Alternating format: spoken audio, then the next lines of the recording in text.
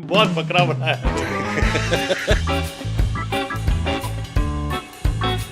यार कितने हाँ, प्यारे और सच्चे मैंने तो सच बताइएगा, आपका क्या पैमाना था जब शुरुआत हुई? अब 50 लाख रुपए में नोएडा में घर लेता हूँ। पता है सबसे ज्यादा मजा कब आता है मुझे?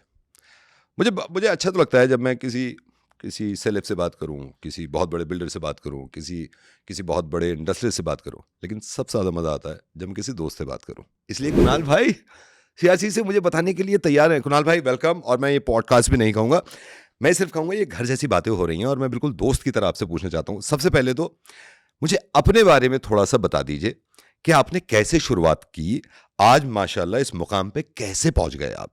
और ये मुझे ही नहीं, ये सबको बताइए आप। पहले तो नवेद भाई आपका बहुत शुक्रिया, अरे थैंक यू। जिस तरह से आपने मुझे अपना दोस्त कहा अरे वाह और दिल से माना, जी। और जिस तरीके से आप बहुत सुंदर तरीके से ये बताना चाहते हैं कि रियल एस्टेट इतना सब कुछ होने के बावजूद भी why investment is a biggest decision, जहाँ पे आप लोग अर्न करते हैं और फिर 15-15 साल तक उसकी ईएमआई देते हैं, और चाहे वो अपने ऑफिस हो चाहे घर हो, उसके लिए डिसीजंस मेक करना कितना कठिन होता है मैं समझ सकता हूँ। तो आपका जो पहला सवाल है जहाँ पे कि हमने क्या किया और कैसे कहाँ पहुँचे, सो रियल एस्टेट एक ऐसी चीज़ है, जब हमने रियल एस्टेट शुरू किया सो ये one of the very unorganised market, जहाँ पे बड़े सारी चीज़ें बन रही हैं, नहीं बन रही हैं, और बहुत सारी ऐसी चीज़ें हो रही हैं जो आपको असलियत में नहीं पता कि क्या एग्जैक्टली जो मैं पैसे खर्च रहा हूँ उसकी वैल्यू क्रिएट हो रही है कि नहीं हो रही। So Noida is one of the thing जहाँ पे हमने सिर्फ काम करा, और हम लोगों को ये समझ में आया कि जब आप छोटे पैमाने से शुरू करते हैं, जब आप ये शुरू करते हैं कि क्या लोग, किस कैटेगरी के लोग 25 साल से लेके 50 साल, 35 साल, 60 साल, 70 साल, यूनिवर्सल आपको ऐसा क्या काम करना पड़ेगा जो सबको फिट कर जाए। अच्छा। सो इम्पॉर्टेंट पार्ट इज कि रिसर्च और analysation is very very important, जो हमने लर्न किया शुरू में। बड़ी सारी मुश्किलें आती हैं क्योंकि लैंड ट्रांजैक्शंस करना, बैंक्स को केटर करना, जो अथॉरिटीज़ की बहुत सारी चीज़ें हैं जिनसे आपको जूझना पड़ता है, तब जाके आप एक प्रोडक्ट को मार्केट कर पाते। अच्छा। सो ये जो हमने चैलेंजेस फेस करे वर्सेस जब आप इन चीज़ों को प्रोसेस में क्रिएट करते हो, so the important part what we learned is, because मैं शॉर्ट में बताना चाहूँगा, the important part what we learned is the process. अच्छा। अगर आप डिजाइन बोर्ड पे जाने से पहले अगर आपका प्रोसेस और आपका रिसर्च और आपकी एनालाइजेशन करेक्ट है, तो 100% आप ड्राइंग बोर्ड पे वही चीज उतार पाएंगे जो एग्जैक्टली आप देना चाहते हैं। कुणाल भाई एक बात बताइए, जैसे मैं ये सोचता हूँ मिसाल के तौर पे, मैं बिल्कुल ना जेन्युइनली आपसे ये बात पूछ रहा हूँ। मेरे पास कुछ पैसा है, मिसाल के तौर पे 50 लाख रुपए पड़े हैं मेरे पास। अब मेरे पास 2-3 ऑप्शंस आते हैं। 50 लाख रुपए का मैं गोल्ड लूँ, 50 लाख रुपए मैं कहीं म्यूचुअल फंड्स में डाल दूँ, या फिर 50 लाख रुपए की प्रॉपर्टी खरीदूँ। मतलब मैं कैसे समझूं कि प्रॉपर्टी बेस्ट? आपको लगता है कि इन सारी चीज़ों में प्रॉपर्टी में पैसा लगाना, मुझे रहना नहीं है, मेरे पास घर है, मेरे पास पैसा है, मुझे फ्लैट लेना है, तो क्या सही चीज़ रहेगी प्रॉपर्टी? इसमें बस मेरे को आपको नवेद भाई, अब मैं आपकी अंदाज में ये कहना चाहूँगा कि आपने बहुत बकरा बनाया है, देखो। तो दूसरे ना बने ना, दूसरे ना बने। तो मेरा बस ये कहना है कि अब 50 लाख रुपए में नोएडा में घर लेना बहुत मुश्किल।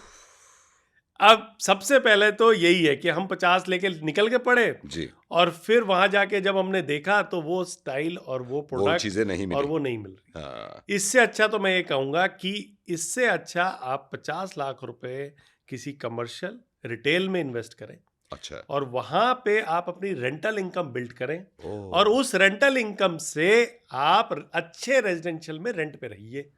जैसे हर इंसान चाहता है मेरा ऑफिस कनॉट प्लेस क्यों ना हो, बॉम्बे की मरीन ड्राइव में क्यों ना हो, ऐसी नोएडा भी धीरे धीरे धीरे धीरे इंडिया की one of the best economy contributor बनता जा रहा है।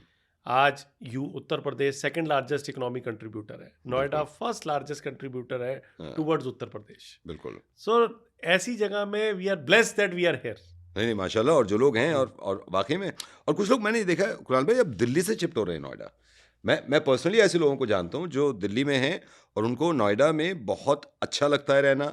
कुछ वजहें हैं, हो सकता है दिल्ली में बहुत भीड़ हो रही हो, या हो सकता है महंगा भी ज़्यादा पड़ता हो दिल्ली, नो डाउट। नहीं, इंफ्रास्ट्रक्चर जो नोएडा ने क्रिएट कर दिया वो दिल्ली में भी नहीं है, और जो कंपनीज नोएडा में आ चुकी हैं, जो सैलरी पैकेजेस अब नोएडा में है, पहले हाउस होल्ड इनकम 70,000 के आसपास थी, अच्छा। अब वही चीज 1,40,000 1.5 लाख तक बढ़ती जा रही है।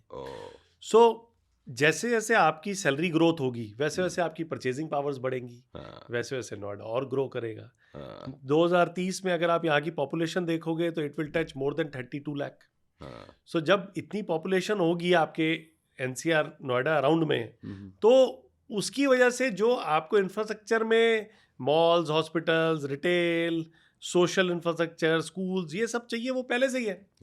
तो लेकिन चैलेंज क्या है कि जैसे आप यूरोप घूम के आते हैं तो वहां पे आपने देखा होगा स्ट्रीट्स में आप बैठ गए, वहीं खाना खाने लग गए, सब लोग आपस में हंस रहे हैं, खेल रहे हैं, फुवारा चल रहा है एंड फाउंटेन चल रहा है एंड एवरीबडी इज हैप्पी।